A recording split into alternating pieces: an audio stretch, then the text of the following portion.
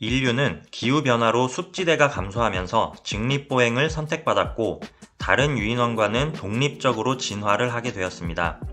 직립보행을 하면서 두 팔이 자유로워졌고 도구, 불, 뇌, 언어 사용을 통해 지능이 발달하고 문화의 발달, 과학의 발달로서 현재에 이르렀습니다.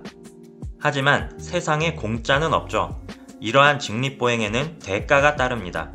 무게중심이 네 다리에서 두 다리로 분산되다 보니 허리에 무리가 가게 되어 나이가 들면 요통이 심해지게 되고요. 심장도 중력을 거슬러 뇌까지 피를 보내려니 과부하가 일어나 심장병의 원인이 되기도 했습니다.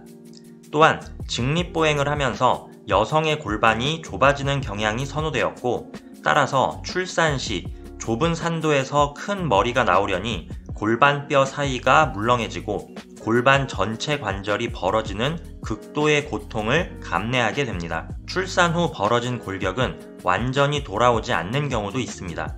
원숭이의 경우 출산을 할 때 쪼그려 앉아서 중력의 도움을 받으며 태아의 머리가 엄마를 마주보고 나오기 때문에 긴 팔을 뻗어 아기를 빼냅니다.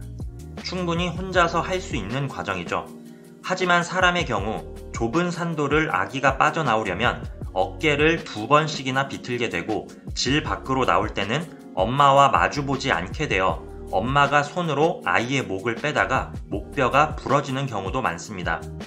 따라서 주변에 누군가가 출산을 도와주어야 생존에 유리했습니다. 출산 후에도 문제가 많았습니다. 체온 조절에 유리하도록 털이 없어진 엄마의 몸을 아기가 잡고 매달릴 수 없었습니다. 따라서 엄마는 임신 중이거나 아기를 안고 수유를 하면서 과일을 따는 등 포식자를 피해 생산 활동을 하는데 무리가 있었죠. 그렇다면 아버지는 무엇을 했느냐고 질문할 수 있겠습니다. 포유류의 경우 생식은 수컷 간 치열한 경쟁에서부터 시작합니다. 경쟁에 이긴 수컷은 수정에 참여하게 되지만 태어난 새끼에게는 별 관심이 없죠. 자기 자식이라는 확신이 없기 때문입니다. 따라서 가능한 많이 수정에 참여하는 방법이 선택되었습니다. 하지만 사람은 달랐습니다. 아버지가 임신, 출산, 양육에 어려움을 겪는 엄마와 함께 할 때 자신의 유전자가 후대에 보존될 확률이 더 높았습니다. 그러나 사람의 아버지도 100% 자신의 아이라는 확신이 서지 못합니다. 따라서 자신의 아내가 낳은 아이는 자신의 아이라고 믿음으로써 양육과 생활을 같이 하게 된 것이죠. 이렇게 생물학적 접근 말고도 문화적 요소로 접근을 해보면서 직립보행 인간의 특징을 연구해 볼 수 있겠습니다. 아버지의 가정 충실도가 가정의 행복도를 높인다는 것은 연구를 굳이 해보지 않더라도 당연한 것이겠죠.